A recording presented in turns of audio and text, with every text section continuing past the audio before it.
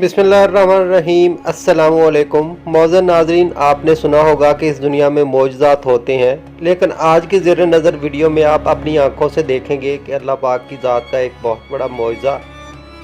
एक कार जो तकरीबन 3 घंटे तक पानी में डूबी रहती है, इसके बावजूद जब कार को बाहर निकाला जाता है तो उसमें सवार शख्स जो होते हैं वो बिल्कुल सही सलामत होते हैं। और ये अल्लाह पाक की कुदरत ही है कि 3 घंटे पानी में डूबे रहने के बावजूद भी लोग सही सलामत कार में बाहर निकलते हैं। वीडियो में आगे बढ़ने से पहले नए आने वाले दोस्तों से गुजारिश है कि चैनल को सब्सक्राइब करने के साथ बेल नोटिफिकेशन भी ऑन कर दें। मौजूद नाजरीन, आप इस वीडियो में देख सकते हैं कि एक खाई के अंदर कार गिर जाती है। बहुत सारे लोग जमा होते हैं, इस कार को निकालने की कोशिश की जा रही होती है।